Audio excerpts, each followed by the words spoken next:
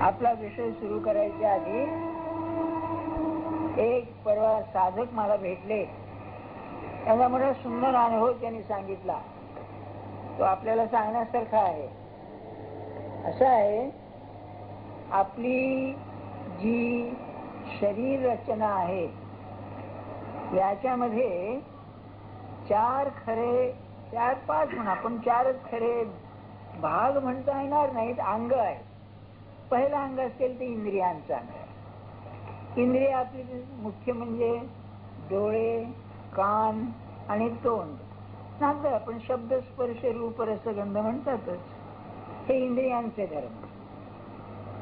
त्यानंतर आतमध्ये प्राण आहे, जिवंतपण आहे. पण हे जिवंतपण असं वेगळं नाही.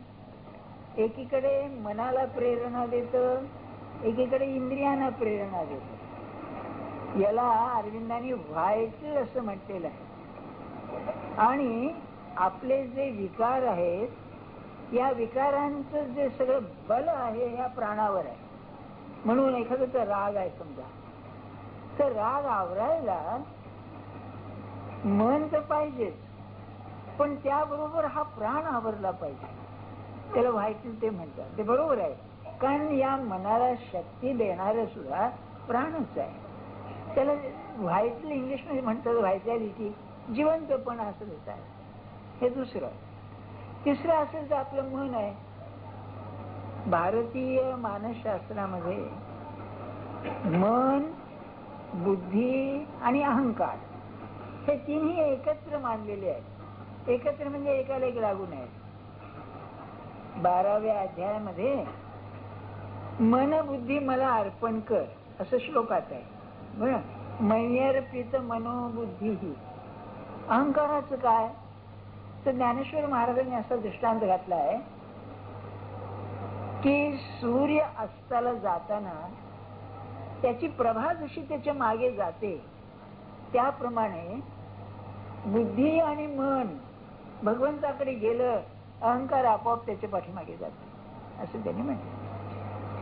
तेव्हा आपण ज्या वेळेला साधन करतो त्यावेळेला स्थूलातून सूक्ष्मात जात असतो.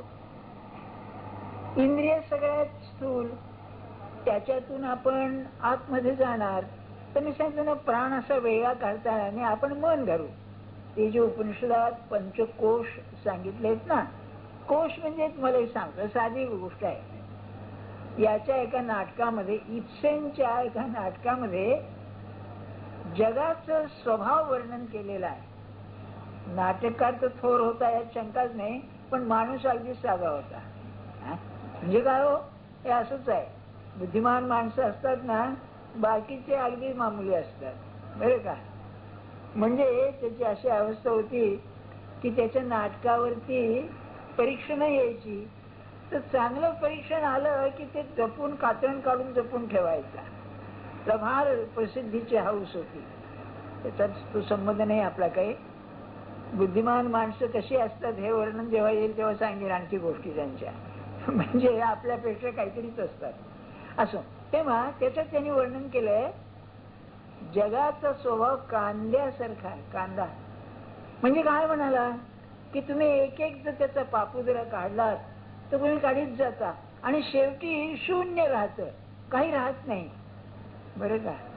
तसं इथे आपल्या मनाचे जे, आपल्या शरीराचे जे पापुद्रे आहेत, शरीर काढलं, इंद्रिय काढली, प्राण काढला, मन काढलं, बुद्धी काढली, मग राहतं काय, तर आत्मा राहतो असं हे म्हणतात. आत्मा आपल्याला आज नाहीच असल्यासारखं आहे. सांगण्याचा हेतू काय आपल्याला, त्या बाईंचा अनुभव असा, हे सांगायचं आहे मला की त्या नामस्मरण करतात. आज म्हणाल्या 8-10 वर्ष मनापासून नाम घेते. फार वेळ जातो असं नाही त्या नामामध्ये, पण पुष्कळसा वेळ त्यामध्ये जातो. मी काही म्हणल्या पहिल्यापर्यंत मोजत असे, पण आता वेळेवर साधारण मी बसवलेला आहे म्हणाल्या. एका तासाला साधारण 3-3.5 हजार जप होतो माझा. तेव्हा काय अनुभव आला तो मला सांगायचा आहे आपल्याला. इंद्रिय सूक्ष्मात जातात. पुष्कळ लोकांना सुगंधाचा अनुभव येतो. जप करीत बसला असताना पुष्कळ उदबत्ती लावून बसतात, पण उदबत्ती लावलेली नसून सुंदर वास येतो. भगवंताची प्रचिती, आपल्या गुरुचं अस्तित्वाचा अनुभव सुगंधामध्ये येतो. ध्यानात ठेवा. सगळ्यांनाच येईल असं नाही बरं का, पण येईल पुष्कळांना. आता काय आहे, ह्या पंचमहाभूतामध्ये एकापेक्षा एक सूक्ष्म, एकापेक्षा एक सूक्ष्म. पृथ्वी अत्यंत स्थूल, त्याचा सुगंध, त्या सुगंधाचा अनुभव अत्यंत स्थूल. त्याच्या पलीकडे आप म्हणजे पाणी, हे त्याच्याही पेक्षा सूक्ष्म.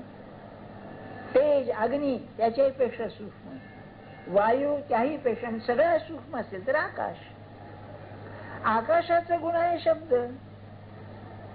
तेव्हा माणसाच्या साधनामध्ये प्रगती होत असताना त्याला सुगंधाचा अनुभव येईल.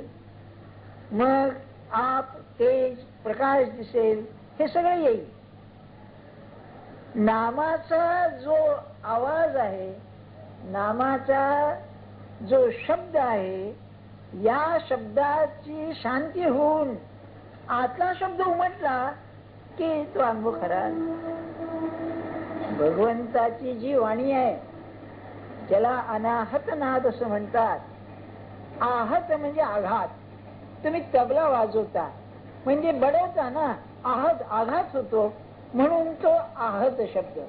अनाहत म्हणजे ज्याचा आघात नाही आणि पुन्हा शब्द येतो, तो अनाहत नाद. ती भगवंताची वाणी. त्याच्यामध्ये प्रकार राहतील. तुम्ही संगीताची जर तुम्हाला आवड असेल तर घुंगरांचा आवाज येईल, बासरीचा आवाज येईल, नाही तर नुसता मंजू आवाज येईल.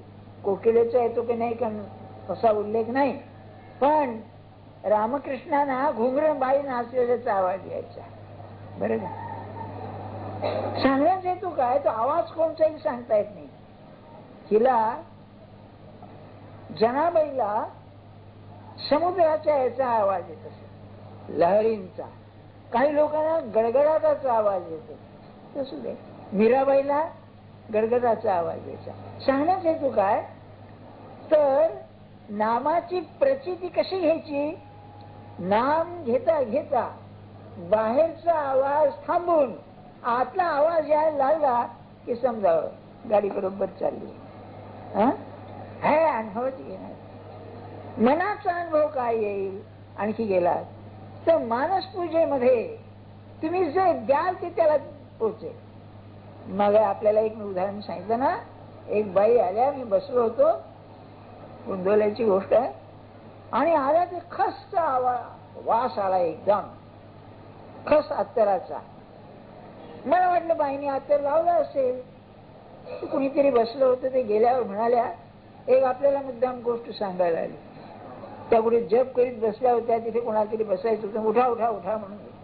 तर मानस पूजेमध्ये त्यांनी आपल्या गुरुला स्नान घातलं होतं आणि अंगाला कपड्याला खस अत्तर लावत होत्या, आणि त्या याच्यामध्ये उठा उठा म्हणल्यानंतर त्या अत्तर सांगले म्हणाल्या, तर त्या तो वास त्यांना येत होता. तो वास त्या बाई आल्या, ते वास येत होता त्यांना. म्हणजे याच्यातली जी वस्तू आहे ती वस्तू सूक्ष्म रूपानं मानस पूजित होते. तेव्हा असं महाराज बसले होते, संध्याकाळची वेळ, आणि त्यांची एक म्हातारी मावशी आली. मावशी आली, महाराज तिला पाहून म्हणले, मावशी बरं झालं आलीस म्हणाले, आणि रडायला लागली. मावशी म्हणाली, अरे काय झालं काय तुला. माझं पोट दुखतंय म्हणाले. बरं का. आणि अरे म्हणले काय काय खाण्यात आलं. काही नाही म्हणले, रोज तू थालपीठ दाखवतेस त्याला तेल नसतं, मला नवीन दाखवते, ते माझं पोट दुखतंय म्हणाले. हा कसं आहे आपलं सगळे नाटकं होतात हो. आपण जेव्हा की नाही देवाला काही नैवेद्य दाखवतो, आपल्याला आवडता आधी असतो, खरं सांगायचं मी नैवेद्य देतो, तोच नैवेद्य त्याला, पण तो खातो ही भावनाच नाही हो. खरं नाही, भावना असेल ना, मन बरोबर काम करेल, ते आमची सूक्ष्म आहे, ते जाऊ द्या. तर हा जो आवाज आहे, आतला आवाज काय अनुभव आहे म्हणतात, तो मनुष्य रमतो हो त्यामध्ये. तुकाराम महाराजांचा अभंग आहे, आणि हा आधी गुंतलो नाही बाह्य रंग. बाह्य रंग बाहेरचं भान नाही, आणि हा आधी गुंतलो बाह्य रंग नाही, इतका मी गुंतून गेलोय त्यामध्ये. हा खरा अनुभव आहे. बघा, मला आपल्याला सांगावं असं वाटलं, इतके मोठे मोठे ज्ञानी पुरुष का नामाला महत्व देतात, त्याचं कारण ते आहे. याच्यामध्ये हे मी मुद्दाम का सांगतो, योगाचा विषय झालाय ना, आणि अर्जुन म्हणतोय ना, अरे काय बाबा कठीण आहे हे सगळे लफडे करायचे, त्यापेक्षा नाम सोपं आहे. बरं का, नाम सोपं याचा अर्थ असा, आजच्या अवस्थेमध्ये प्रपंचामध्ये उलथापालट न करताना जे साधन करता येईल तर ते हे आहे. आपण करून बघा. अरे त्यात इतका मनुष्य नव्हतो. आणि हा आधी गुंतलो नेणे बाह्य रंग, ते पुढचं तर आणखी निराळच आहे. वृत्ती येता मग बळ लागे. काय ते माणसाचा अनुभव आहे की आम्ही बसलो असताना हजार तऱ्हेचे विचार येतातच ना, ती वृत्तीच आहे. ते म्हणाले मला वृत्ती आणायला बळ लागतं, इतकं मन शांत होतं. मला रामकृष्णांची आठवण होते, त्यांचं मन इतकं तयार झालेलं होतं बघा.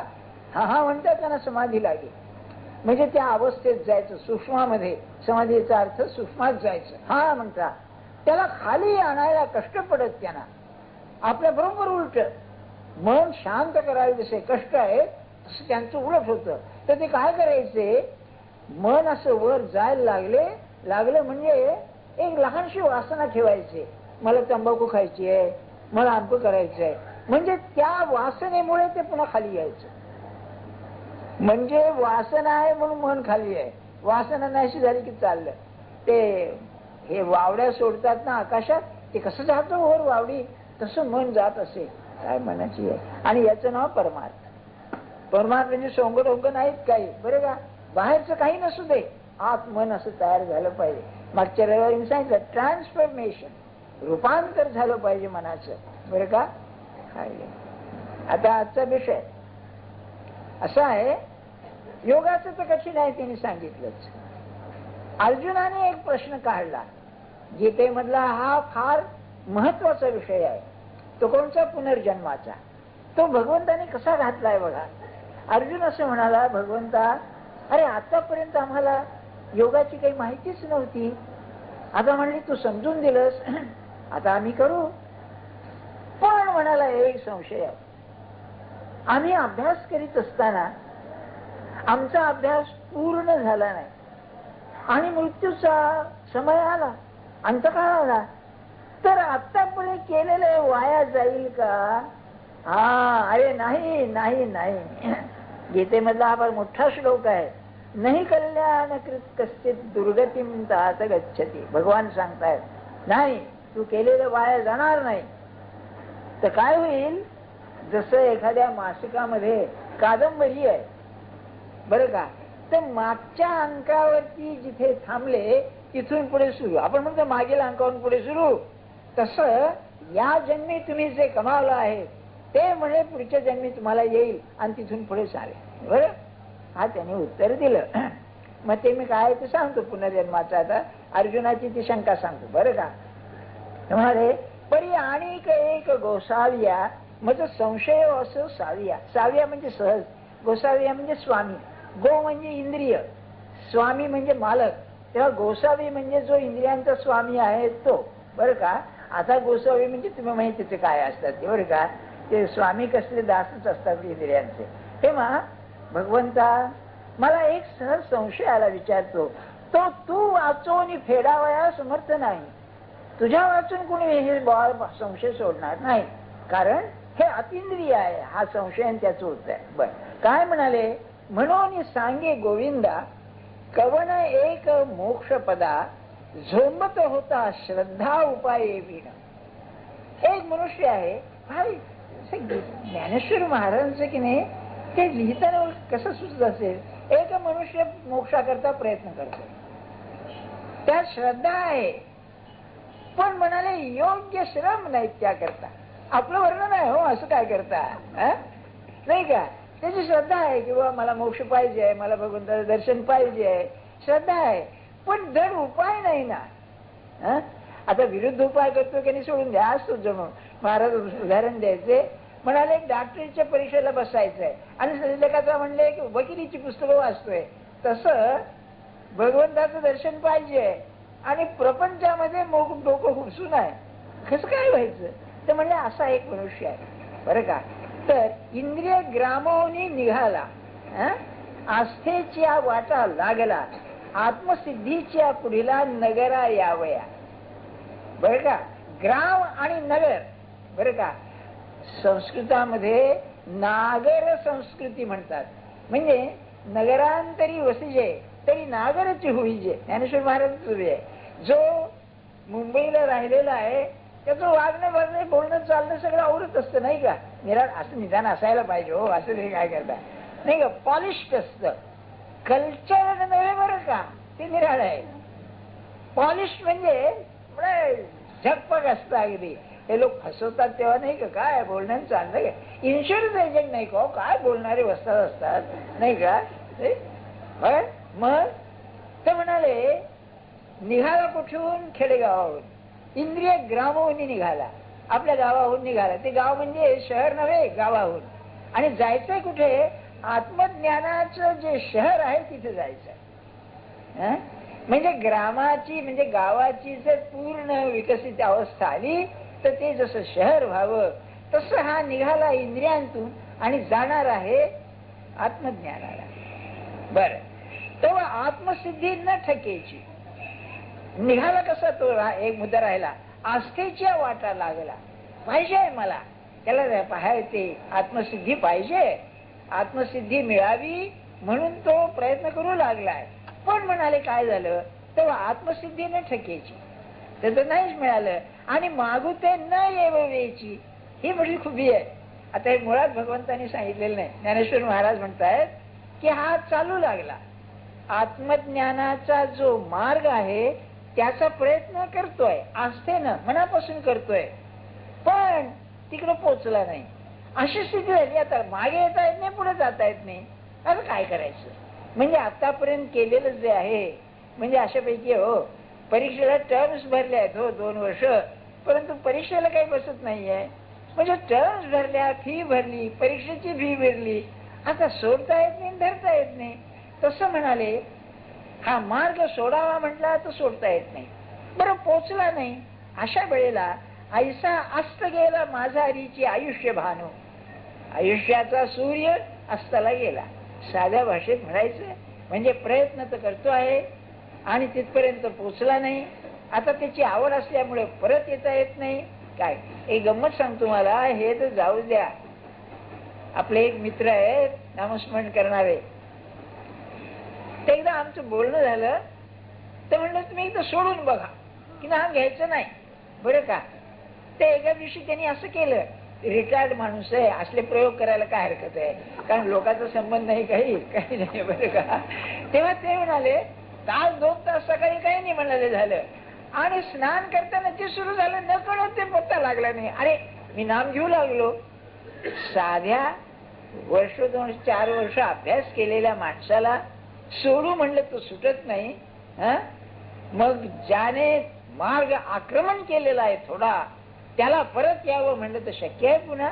शक्यच नाही. मग म्हणून अशा वेळेला सूर्य अस्ताला गेल्यावर काय जैसे, तर म्हणलं झालं कसं, फार सुरेख आहे, दृष्टांत दिलाय. अवस्था कशी झाली आहे, जैसे अकाळी आभाळ, अळुमाळ सपातळ, विपाये आले केवळ वसेना वर्षे. पावसाचे दिवस नाही आणि एक ढग आला आकाशामध्ये, ऋतू नसताना एक ढग आला. तो कसा आहे, अळुमाळ सपातळ. अळुमाळ म्हणजे लहानसा आहे, सपातळ म्हणजे अगदी घट्ट नाही, थोडासा दाट नाही असा. तो सहज आला, विपाय म्हणजे चुकून आला. तो म्हणाले तो वसेना वर्षे, तो टिकतही नाही आणि झाला वर्षाने करीत नाही, नाही का. असा ढग जसा यावा, तैसी दोन्ही दुरावली, इकडे प्रपंच गेला, इकडे परमार्थ गेला, दोन्ही दुरावली. किंवा आत्मज्ञान गेलं, साधनही केलं. जे प्राप्तीत व अलग ठेली आणि अप्राप्ती ही सांडवली श्रद्धा तया. त्याची श्रद्धा असल्यामुळं ते मिळत नाही म्हणून जाऊ दे, सोडून दे म्हणून ते शक्य नाही आणि प्रत्यक्ष नाही. अशी चमत्कारी स्थिती झाली. नाही त्यानं धोवी का गधा न घर का न घाट का असं अशापैकी होतंय ते. ऐसा बोलता अंतरला काजी, जो श्रद्धेच्या समाजी बुडाला तो होई कवडगती. असा अर्जुनाचा प्रश्न. असा दोन्हीकडे अंतरला, हे नाही ते नाही, पण असा आहे. अशा वेळेला काय करायचं? मग भगवान सांगतात बरं का, तव कृष्ण म्हणती पार्था, जया मोक्ष सुखी आस्था, तया मोक्षा वाचून अन्यथा गती आहे ना. अरे कसे असं असेल? त्याचं जे श्रद्धा आहे, त्याला प्रेम आहे, आत्मसिद्धी भगवंताचं दर्शन पाहिजे आहे, अशा अवस्थेमध्ये ते सुटणं शक्यच नाही. मग काय होतं? पण ये तुला हेच एक घडे, जे माझारी विसावावे पडे, तेही परी ऐसोनी सुरवाडे जो देवा नाही. अशा माणसाचं काय होतं म्हणाले, हे ज्ञानेश्वर महाराजांची टीका आहे बरं त्यावर. म्हणाले माणूस श्रम करतोय मरेपर्यंत आणि आत्मसिद्धी नाही. मग हे सुटत नाही. का सुटत नाही? तर म्हणले तो थकतो, त्याला विश्रांतीची गरज असते आणि तो मरतो म्हणजे त्याला ती विश्रांती मिळते. दिलासा आहे आपल्याला, नाही का? हा एक अर्थ आहे. दुसरा अर्थ अतिशय महत्वाचा आहे. युरोपियन लोकांची कमाल आहे. एक लक्षात ठेवा, सगळे मोठे मोठे साधू, फक्त ज्ञानेश्वर महाराज नाही, निवृत्तीनाथांचं माहिती नाही. विरहाचे अभंग अगदी कमीत कमी असतील तर ज्ञानेश्वर महाराजांचे, जास्तीत जास्त असतील तर तुकाराम बुवांचे. काय होतं? जसं बघा, आपण बुद्धीचे श्रम केले, मेंदूला थकवा येतो. आपलं जाऊ द्या, आपण बोबल्याला काय अभ्यास करतोय, कसलं काय उगीच सगळं सांभाळून खाणं पिणं करायचं. रसेलचं उदाहरण सांगतो आपल्याला. हा कारण बुद्धीचं काम सध्या चालत असेल तर युरोप अमेरिकेमध्ये चालतं. आपल्याकडे काय बुद्धीचे लोक काय श्रम करतात आपलं म्हणायचं. आणि प्रोफेसर लोक आमच्यासारखे ते विचारूच नका. त्याने 10 वर्ष 12 वर्ष एक त्याच्याबरोबर व्हाईटहेड नावाचा गणिती, या दोघांनी नवीन गणितावर ग्रंथ लिहिला. पहिला न्यूटनने लिहिला. युरोपचं सांगतो मी, भास्कराचार्य नव्हे. युरोपमध्ये न्यूटनने बरं का प्रिन्सिपिया मॅथमॅटिका, प्रिन्सिपल्स ऑफ मॅथमॅटिक्स असा ग्रंथ लिहिला. तेच नाव यांनी दिलं आपल्या ग्रंथाला. 3 व्हॉल्यूम आहेत मोठाले बरं का. नोव्हम म्हणजे नवीन, प्रिन्सिपिया मॅथमॅटिका. आणि दोघांनी त्याच्यावरती काम केलं. रसेलने आपल्या आत्मचरित्रात लिहिलंय, पुढे 10-12 वर्ष माझी बुद्धी काम करीत नव्हती. त्या लेखाने कादंबऱ्या लिहिला. म्हणजे गणिताचं हे कुठे गेलं का? बुद्धी थकली माणसाची. म्हातारपणी काही न करता बुद्धी थकली, तुम्हाला माहितीच आहे. स्मरण जातं, विचार करण्याची शक्ती जाते. अरे जास्त सांगायला नाही तर झोप येते. हे निरूपणात दर रविवारचा अनुभव आहे.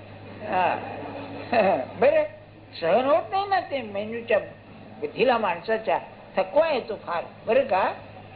त्यावेळेला आतापर्यंत केलेली जी साधना आहे ती साधना लटकी पडते. याला एक सेंट टेरेसा नावाची बाई होऊन गेली, अति पोचलेली बाई. काय सांगू तुम्हाला, तिने आपलं आत्मचरित्र लिहिलंय, त्यामध्ये स्वतःचं वर्णन केलेलं आहे, कशा कशा अवस्था आल्या त्याच्या. त्यात ती काय म्हणते, हा जो काळ आहे हा अध्यात्मामध्ये जीवाला थकवा येण्याचा काळ. त्याला पिरियड ऑफ ॲरिडिटी. ॲरिडिटी म्हणजे हे असतं ना वाळवंट, वाळवंटात पाणी नाही काही नाही तशी अवस्था असते बरं का. म्हणजे असं जप करतो आपण, पण कितीही जप केला तरी जपाची जी ती आहे तंद्री ती काही करायला लागत नाही, थकवा येतो माणसाला. म्हातारपणी सुद्धा पचनशक्तीला थकवा येतो बरं का. माणूस हात सुटतो सोडून द्या, परंतु पचनशक्तीला थकवा येतो त्यावेळेला. सांगण्याचा हेतू काय आपल्याला, ते ज्ञानेश्वर महाराजांना सांगायचंय. तुमच्या जीवाची शक्ती ठरलेली आहे. ती शक्ती आपण इतर ठिकाणी पुष्कळ वापरतो, सर्वस्वीकडे घालीत नाही, त्यामुळे थकवा येतो. सूक्ष्मामध्ये जाण्याला लागणारी शक्ती आहे ना, कमी पडते. ती कमी पडल्यानंतर या देहामध्ये पुन्हा तिचं पुनरुज्जीवन होत नाही. तेव्हा मरण, नवीन देह धारण करणं हे अवश्य असतं. हे ज्ञानेश्वर महाराजांना सांगायचं. कोण सांगतोय ज्ञानेश्वरी? बघा, अभ्यास आहे ना हा मोठा. अरे मग म्हणाले विश्वास, तिथे विश्रांती आहे.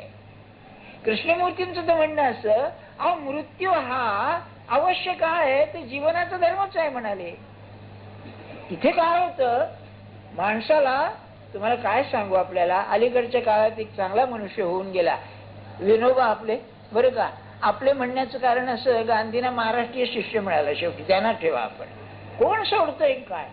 त्यांनी की नाही सावरकरांचं काय केलं, पाणी तरी पित होते, 14 दिवस होते. या माणसानं पाणी सुद्धा प्यायला नाही. आणि काय म्हणाले, ते ध्यानात ठेवा आपण, हा देह ठेवण्यात अर्थ नाही. का तर म्हणाले साधनाला आता उपयोगी येत नाही. त्याच ते बाकीचं जाऊ दे, हवं ते म्हणजे पायी फिरायचं ना सगळं, नाही का. भूदान नाही, पायी फिरायचं ना ते, बरं. पदयात्रा. त्या पदयात्राची गंमत अशी आहे, ते शंकरराव देव होते ना, चिनी लोकांचं मत बदलण्याकरता पदयात्रा पाटण्याहून सुरू केली. सरकारने त्यांना धरले आणि परत आणले. बरंच झालं ते. आता चिनी लोकांनी बडवलं असं धरून ते काय, बरं का. तर सांगायची गंमत अशी, काय या माणसाची तयारी असली पाहिजे. खरं विचार करा, नाही की जो असं म्हणतो माझा देह आता नाही ना उपयोगी येत आहे, नको मला हा, नाही का. खरं विचार करण्याची गोष्ट आहे.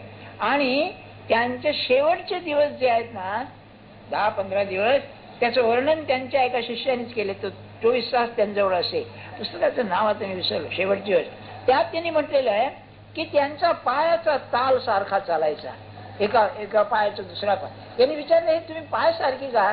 तर म्हणले, हा ते राम हरी हा जप करायचे, त्याचा ताल आहे म्हणाले. एक विचार करण्याची गोष्ट आहे. असं आहे, आपल्याला जे घेण्यासारखं आहे ते याला काय हरकत, असं नाही का. मुद्दा सांगण्याचा काय, तो थकवा जो आहे तो त्यावेळेला नाईलाज माणसाला चालतच नाही. आणि तुम्ही खरं विचार करा, भगवंताचं चिंतन हे मर्म आहे ना, नाही का. जर भगवंताचं चिंतन हे अध्यात्माचं मर्म आहे, तर तुम्ही आम्ही चिंतनाकरता किती शक्ती वापरतो आणि प्रपंचाकरता किती शक्ती वापरतो चिंतनाकरता, नाही का. एखाद्या माणसाच्या मुलीने प्रेमविवाह केला, करेन अशी, तुम्हाला करायचंय काय, नाही. विचार करण्याची गोष्ट आहे. तुम्ही की नाही याला विनोद समजू नका. आपण फालतू विचार किती करतो. आता इलेक्शन्स आहेत ना, त्यात ते अमकं चाललंय तमकं चाललंय, हे चाल. अरे वाचावं, माहिती पाहिजे. आमच्याकडे जरूर आहे, त्याशिवाय तुम्ही ऐकायला कशाला येत नाही तर. पण त्याच्या मी विचार करणं, हा येणार का तो येणार, मग ते टाळाबद्दल ते निर्णय दिला तो बरोबर आहे का चूक आहे, तुझ्या डोक्याला करायचंय का त्याला, नाही का. विचार करणं आपण, नाही. अभ्यासाला, हा माझा अनुभव आहे. तुम्ही परीक्षेला बसताना, अभ्यास करताना आम्ही पेपर वाचून सोडून दिलं होतं, कारण ते डोक्यावर परिणाम करायचं ना, एकाग्रता व्हायची नाही इकडे. असं साधं व्यवहारातल्या जर प्रयत्नात आहे. भगवंताच्या बाबतीत कसं असेल मला सांगा. मनारे जनी मौन मुद्रा धरावी, पण कथा आदरे राघवाची करावी, कारण ते ध्येय आहे ना, नाही का. माझ्या अगदी मला हे महाराजांचा दृष्टांत फार आवडतो. हा ते म्हणाले साधकांनी कसं राहावं, तर म्हणजे एका बाईला 15-20 वर्ष मूल झालं नाही, आणि काय औषध पाणी म्हणा आमचं, तिला दिवस राहिले. तर तिला दिवस राहिलेले ते पोर जसं अत्यंत सर्व बाजूने सांभाळते तसं हे आहे, बरं का. नाही तर काय होतं, 3-4 महिने झाले की आपला अर्धवट बाळणपण, तसं आपला अभ्यास आहे परमार्थाचा, बरं का. हे नाही होतं कामाचं. म्हणून